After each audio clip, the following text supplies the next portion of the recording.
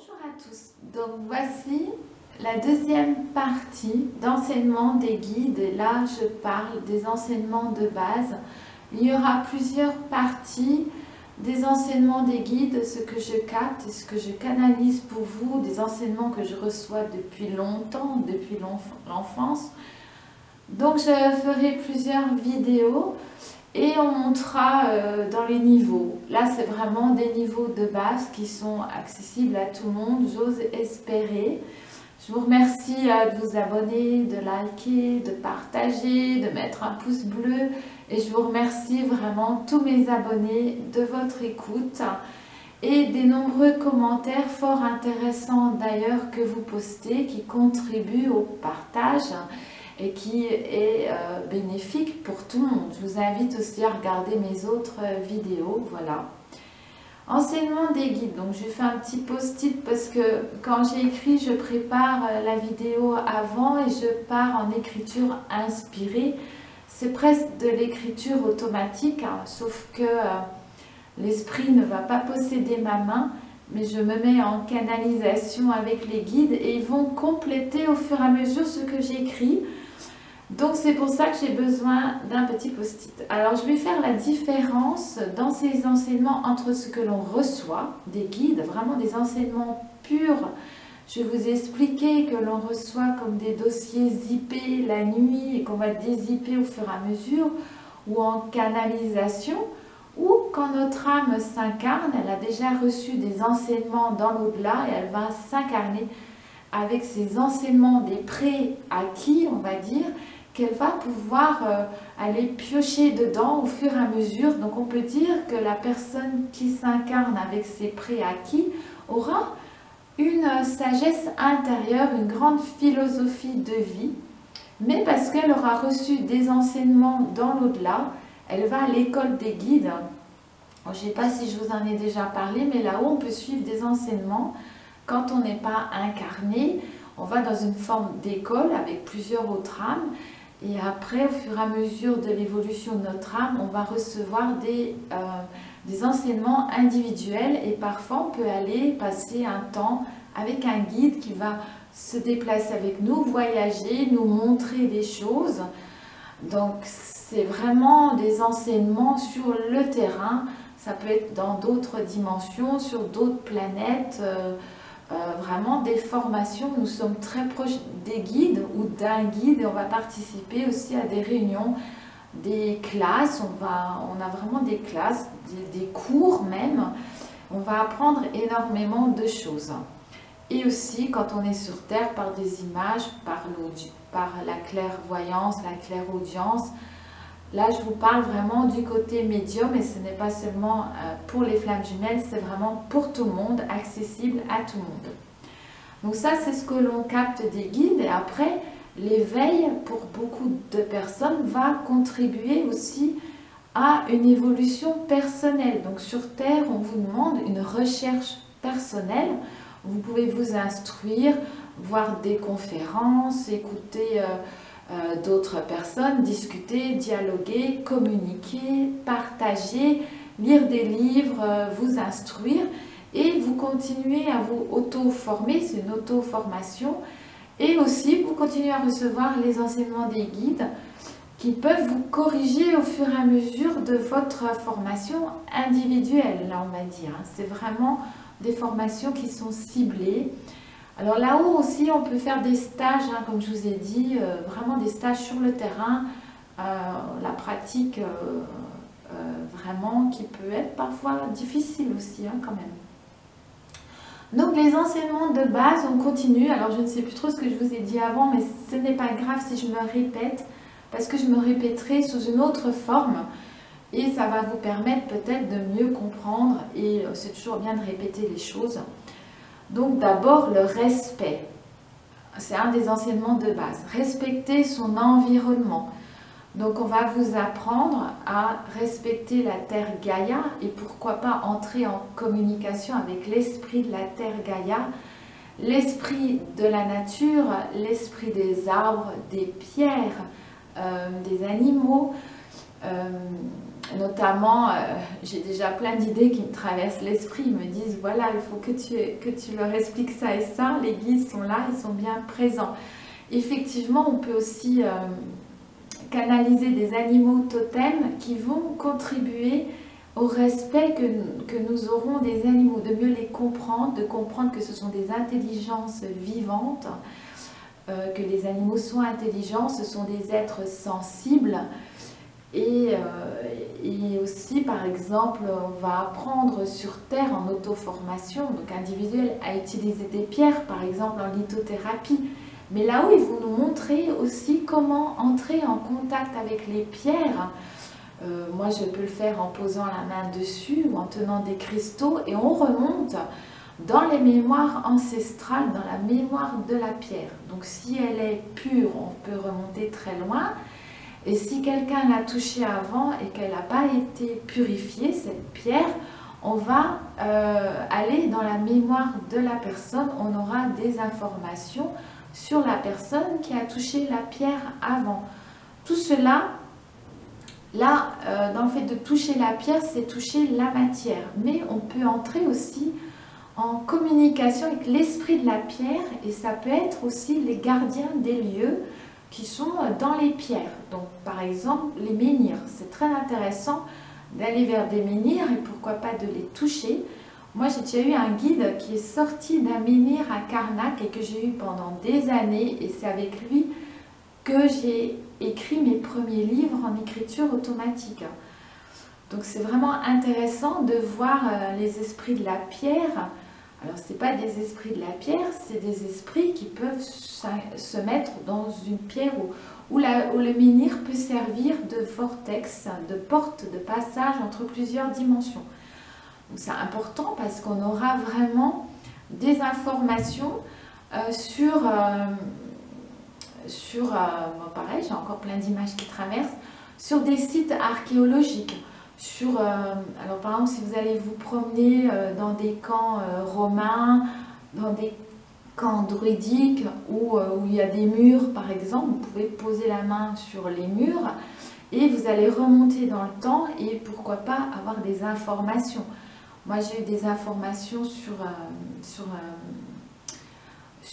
vraiment les premiers hommes qui sont apparus sur Terre bien avant ce que l'on sait. On les appelle la civilisation adamique, hein, et même sur l'arrivée de l'homme sur Terre, et voire même des extraterrestres qui sont venus sur Terre bien avant l'homme et qui ont continué à venir de toute manière, même si parfois ils sont dans d'autres dimensions et que du coup certaines personnes vont les voir et d'autres personnes ne vont pas les voir.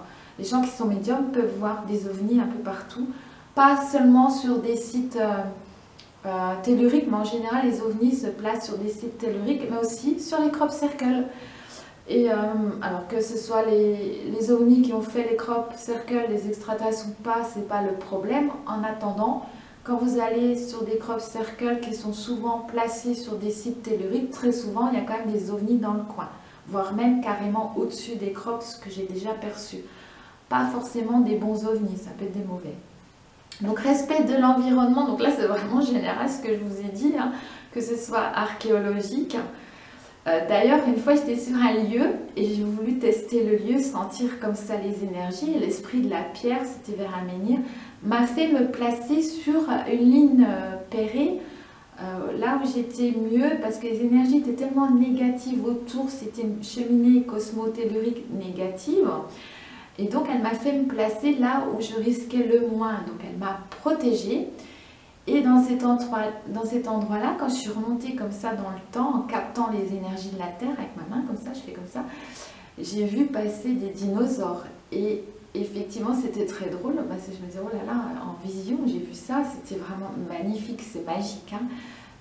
Et après, j'ai découvert qu'effectivement, à l'endroit où j'habite, vers Besançon, ils ont retrouvé effectivement des empreintes de dinosaures en construisant une autoroute. Donc vous voyez que vraiment c'est intéressant. Donc le respect de l'environnement, bon ben, ne pas polluer, donc on va vous demander dans votre vie quotidienne de faire des gestes pour la planète, ne plus utiliser de sacs plastiques.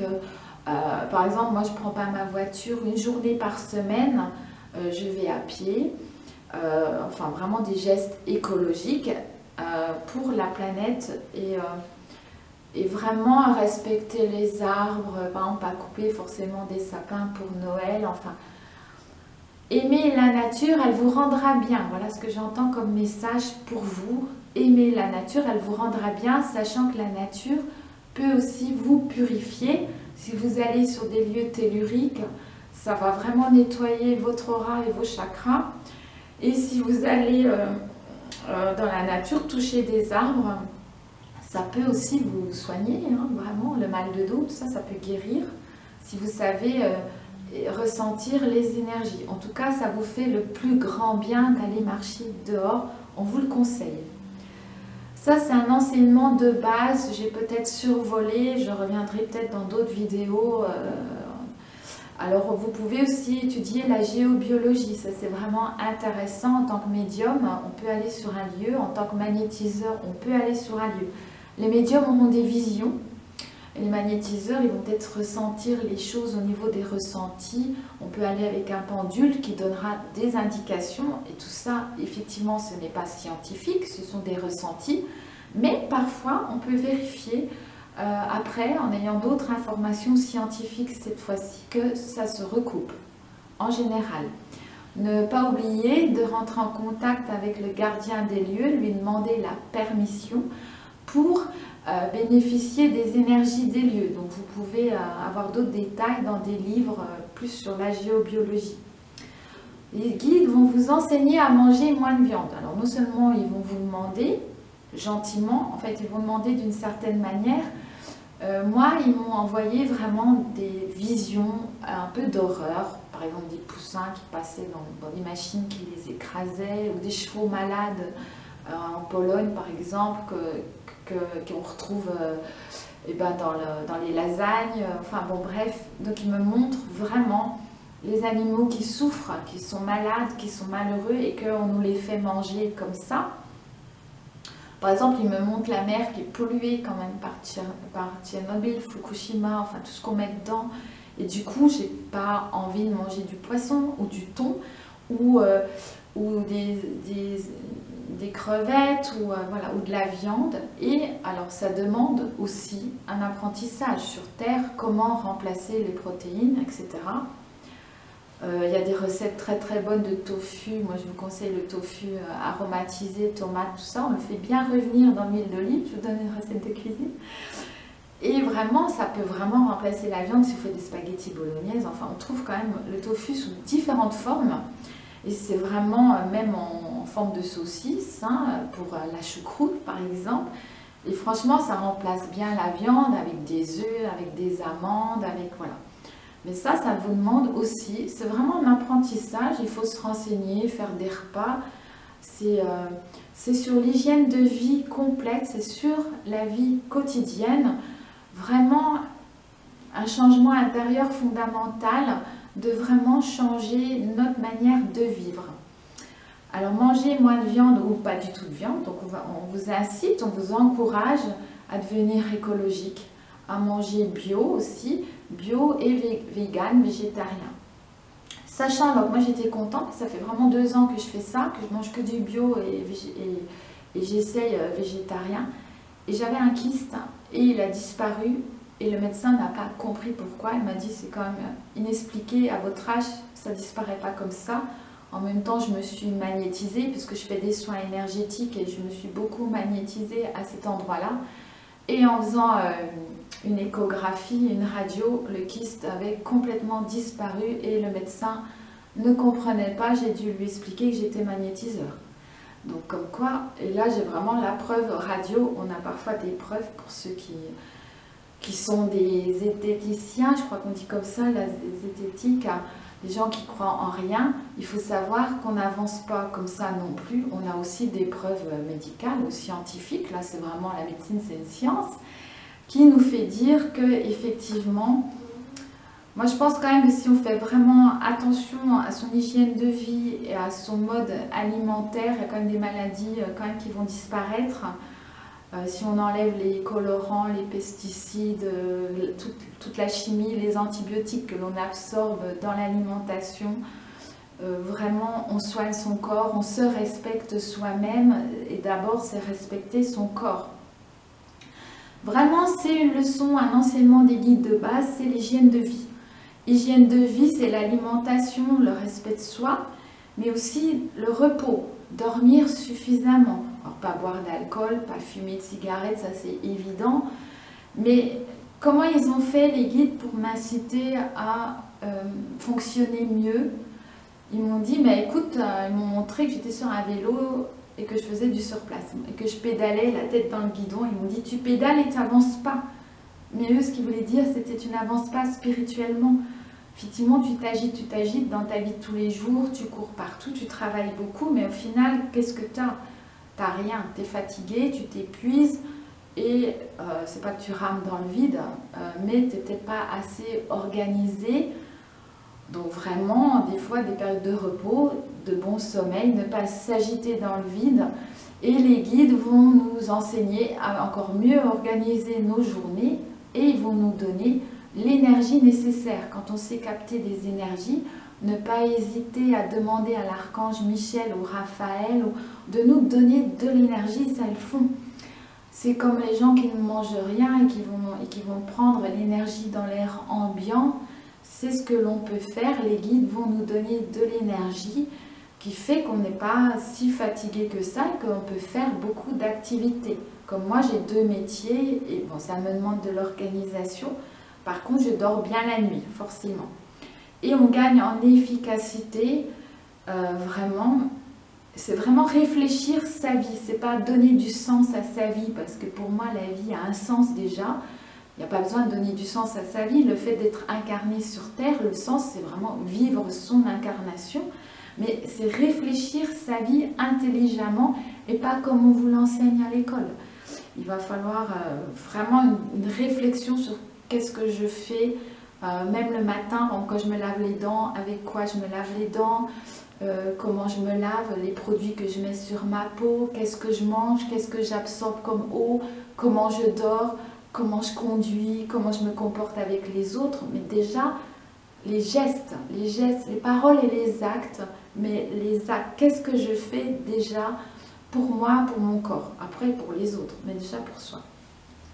Donc l'enseignement des guides, c'est vraiment s'aimer soi, se respecter soi, d'abord son corps physique, parce que le corps, l'esprit et l'âme sont alignés et que l'âme habite dans le corps finalement. Et donc on va entrer en harmonie avec soi.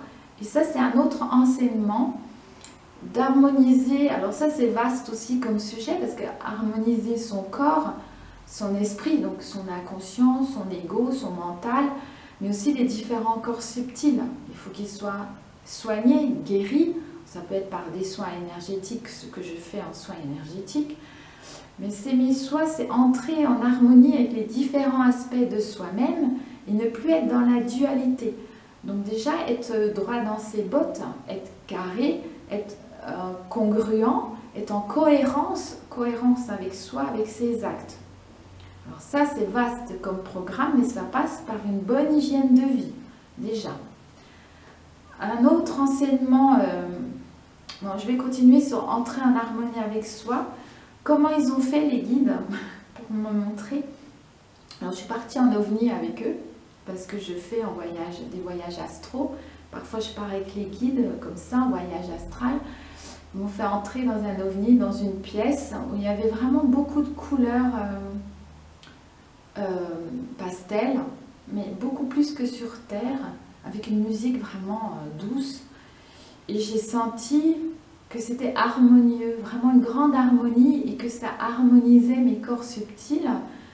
Ils m'ont laissé genre une demi-heure dans cette pièce, debout au milieu, à regarder ces couleurs pastel. Il y en avait beaucoup comme des petits rectangles, mais avec un camailleux, des dégradés, enfin quelque chose de très joli. Et avec cette musique qui, je pense, était très vibratoire. Et j'ai vraiment senti l'harmonie. Qu'est-ce que c'était la paix, mais entrer en harmonie, ressentir l'harmonie autour de soi. Et ça, c'était un soin. Après, ils m'ont expliqué que c'était un soin de guérison et que ça a harmonisé tous mes corps subtils aussi. Donc là, c'était vraiment un soin complet. énergétique que j'avais reçu, mais qui m'a fait comprendre l'absolue nécessité de s'harmoniser de l'intérieur pour pouvoir s'harmoniser avec l'extérieur, l'environnement et les autres. Nous sommes dans un écosystème, nous vivons dans un écosystème comme des poissons dans un aquarium, et si voilà, il faut que tout le monde soit bien, un bien-être pour rentrer vraiment. C'est le chemin de la paix intérieure, ils sont en train de me dire en même temps que je vous parle. Un autre enseignement de Bruce Lee, c'est la voie du milieu. Si vous ne savez pas quoi faire, choisissez toujours la voie du milieu. Bruce Lee, c'est quelqu'un aussi que j'ai côtoyé dans l'au-delà et que j'ai reçu quelques enseignements sur Terre parce que j'ai pratiqué des arts martiaux. Et vraiment, Bruce Lee, c'est simple, la voie du milieu, c'est par exemple, voilà, par rapport à cette personne, je ne sais pas si je dois être en colère ou c'est la passion, ou je le déteste, ou voilà, choisissez la voie du milieu. Et l'amour inconditionnel, c'est aussi la voie du milieu. C'est pas j'aime à la folie quelqu'un, la passion, ça peut être destructeur, ou alors je le déteste, la haine, non. C'est la voie du milieu, c'est je l'aime comme il est. Ça, c'est l'amour inconditionnel.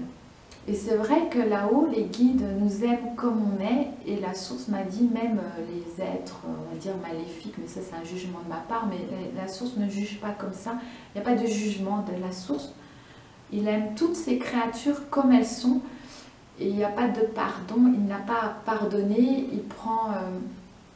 il absorbe nos actes, je dirais, tout ce qu'on fait est absorbé par la source, admis, sans jugement, il nous enveloppe comme ça d'un amour incroyable, inconditionnel, comme on est, avec tous nos défauts, nos qualités, nos erreurs, tout ce que l'on a fait.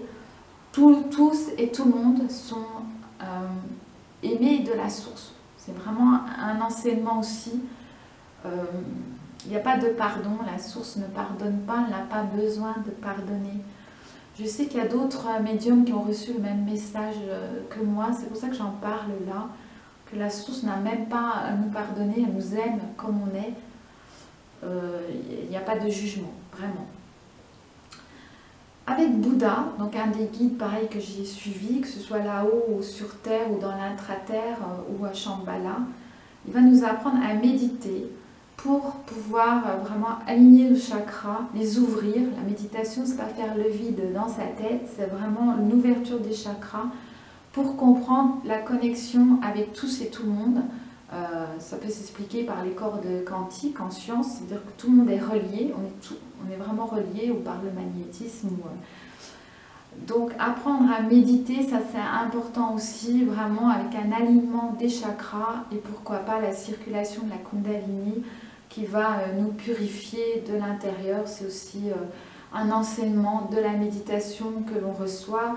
Et j'ai fait une vidéo comment méditer où je parle des différents types de méditation que j'ai appris sur Terre, mais aussi ce que j'ai reçu des guides comme apprentissage sur la méditation. Un autre enseignement que j'ai reçu toute petite, j'absorbe comme une éponge. Donc ça, j'avais peut-être 8 ou 9 ans. C'est vraiment comment absorber les énergies et pouvoir les transformer, les transmuter. Donc ne pas avoir peur d'absorber du magnétisme. Par exemple, il y a des gens qui ont du mal à se faire magnétiser parce qu'elles refusent d'absorber. En fait, et le corps, ça fait comme une barrière, on ne peut pas magnétiser.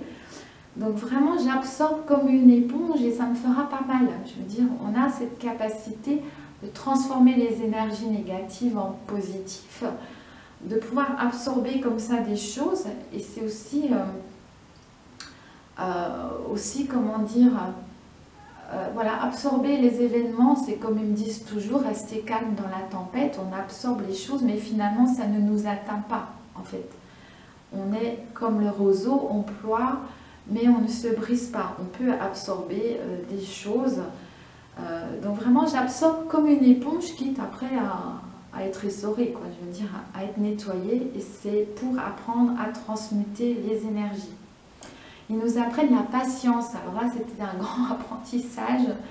Même pour vous, à travers nos rendez-vous, nos consultations, on voit bien que des fois, voilà, vous voulez des rendez-vous tout de suite, je le comprends parfaitement. mais il n'y a pas d'urgence en la matière très souvent, et il y a des temps comme ça de pause, où vraiment il dit voilà, je me pose, je laisse les idées remonter à moi quand je marche, la méditation en marchant, je marche, et je laisse les choses remonter à la surface, je les accueille, je peux réfléchir. Voilà, je suis patient, ce qui peut laisser les guides intervenir dans votre vie. Ça laisse plus de place, ils me disent aux synchronicités, voilà ce qu'ils sont en train de me dire, la patience. Si vous êtes impatient, c'est sûr par exemple que pour les flammes jumelles, ça fait peur à l'autre. Ils se disent pourquoi il y a une urgence là? Vivez votre vie, voilà ce qu'ils sont en train de me dire, vivez votre vie. Ça c'est un enseignement. Vivez votre vie. Vous n'avez pas besoin non plus d'y mettre des sens dans tous les sens. Donner un sens à ceci, à cela, moi je trouve que c'est pas... Voilà, ça a un sens, pourquoi en donner un? Il n'y a pas besoin d'en surrajouter si vous mettez encore une pression supplémentaire. Vivez votre vie. Alors, un autre enseignement, c'est le moi. Moi je suis, j'existe. Donc on parle de cette dualité intérieure que souvent on a, d'accepter aussi son ego, parce que c'est notre personnalité, donc on essaie toujours que l'ego ne soit pas surdimensionné, sous-dimensionné, mais d'accepter qui l'on est vraiment, c'est ce qu'ils sont en train de me dire, qui l'on est vraiment, notre essence, voire même notre quintessence, notre spiritualité, et on en finira avec cette dualité intérieure. Donc c'est vraiment le fait aussi de s'harmoniser avec son moi. Ça passe par la connaissance de soi, qui je suis vraiment. Et si on rectifie un peu nos erreurs d'éducation, d'apprentissage, on revient à quelque chose de plus naturel pour nous, comme notre âme l'a vécu là-haut, quelque chose de plus pur. On essaie d'être plus pur, en fait, une purification, même alimentaire, même à travers notre sommeil, nos actes de la vie quotidienne, comme je suis AVS. J'accepte mon ego. Voilà, c'est plus simple que de rentrer en dualité avec son ego. Pareil pour l'inconscient. J'apprends à communiquer avec lui. Alors on peut faire une psychothérapie, une auto-analyse, vous faites ce que vous voulez, ou vous pouvez faire de la méditation et laisser venir à vous ce qui remonte à la surface, les idées. Et c'est un travail d'introspection qui peut passer par la méditation ou par l'écriture. Vous pouvez écrire. Et apprenez aussi à réfléchir. On peut vraiment focaliser sur certaines choses en méditation. Donc je vous renvoie à la vidéo que j'ai faite sur la méditation, qui est un vrai outil d'introspection. Et donc une petite coupure. Donc je reprends. Donc pactiser avec son inconscient, son ego, s'harmoniser avec ses corps subtils, les différentes parties de soi. Ce que me disent les guides, c'est atteindre l'unité en vous, l'unicité d'abord en vous, pour tout le monde. C'est un cheminement, un chemin spirituel qui vous apporte de grands bienfaits, de grands bénéfices. Donc j'ai fait une vidéo sur les bénéfices de la relation flamme jumelle, mais que tout à chacun peut entendre et écouter. C'est vraiment les bénéfices de ce cheminement spirituel divin. Donc comme vous remarquez, je travaille sur des mots-clés. Et là, pour résumer, les mots-clés, c'est des mots sur lesquels je travaille avec les guides. Par exemple, l'harmonie, s'harmoniser, la paix, l'éveil.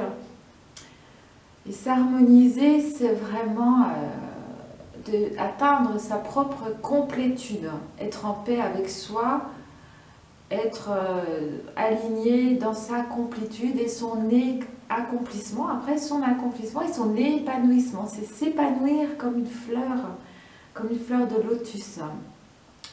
Donc vous avez bien compris qu'on reçoit des enseignements, les enseignements des guides sont ce que notre âme apprend avant son incarnation ou pendant son incarnation dans des voyages astraux, par exemple la nuit, où elle va puiser à la source et recevoir encore des enseignements.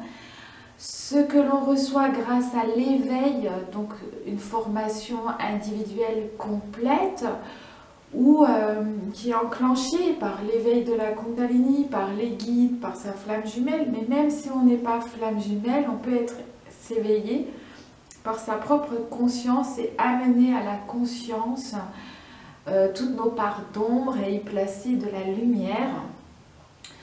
Donc l'éveil contribue à notre formation, à notre évolution, à notre apprentissage.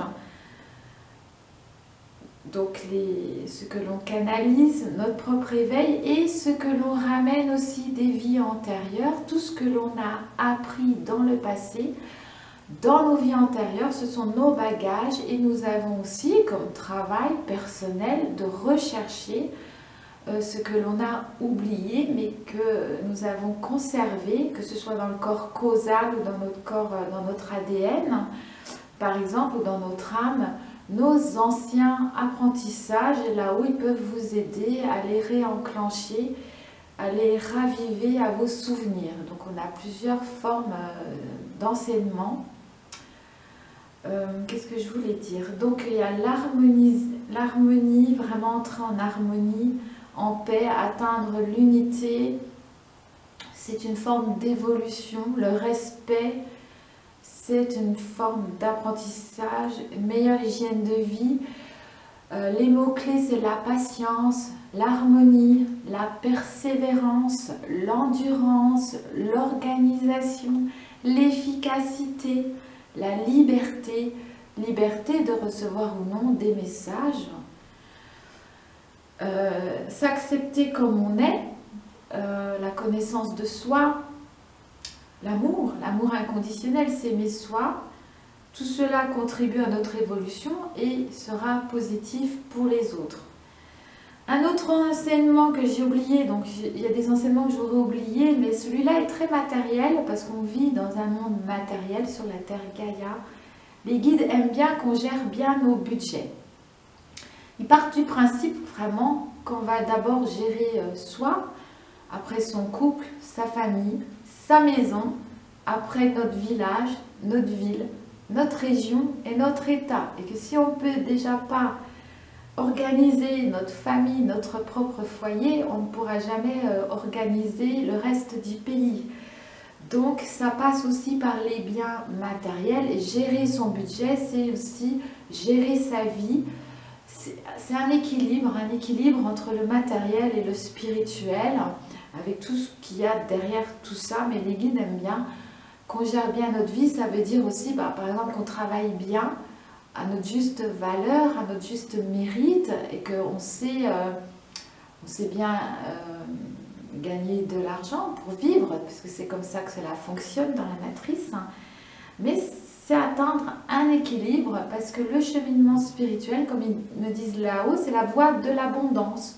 Voilà, ils me parlent d'abondance, ça peut être un mot-clé aussi, parce que la source veut pour vous l'abondance. Ils ne veulent pas pour vous le malheur ou le désespoir ou la tristesse, non, ils veulent la joie, la gaieté, le bonheur, l'abondance. Donc à vous aussi de mettre en œuvre tout ça. Je dirais, si vous réfléchissez à votre vie, si vous vous organisez bien, vous récolterez l'abondance. C'est aussi un des bienfaits. Donc pour cette vidéo, je vais terminer là en vous remerciant vraiment. Ce sont des vidéos qui s'adressent à tous. Alors ce sont des condensés d'informations comme je les reçois par les guides. Vous savez que les guides, c'est des fichiers zippés qu'ils nous envoient avec énormément d'informations dedans. C'est complet, c'est vaste, c'est général. Alors je m'en rends bien compte, et peut-être je ferai d'autres vidéos où je reprendrai point par point certains éléments. Des choses peut-être plus accessibles à tout le monde, pour pas trop partir dans la médiumnité. Mais dans ces vidéos-là, des enseignements des guides, c'est la numéro 2, il y en aura plusieurs et on va monter en niveau. Donc on commence par des niveaux simples, accessibles à tout le monde, et après on partira dans d'autres choses plus spirituelles, ésotériques, appelez ça médiumnique, magnétique, appelez ça comme vous voulez. Donc je vous embrasse tous, vraiment. Je vous souhaite plein de bonnes choses, rien que pour vous et pour tout le monde. Voilà, que du bonheur. À bientôt donc pour d'autres vidéos. N'oubliez pas de me laisser des messages. Peut-être il y a des sujets aussi que vous voulez que j'aborde. Donc vous pouvez me les mettre en commentaire. Merci à vous tous. Au revoir. Bye bye.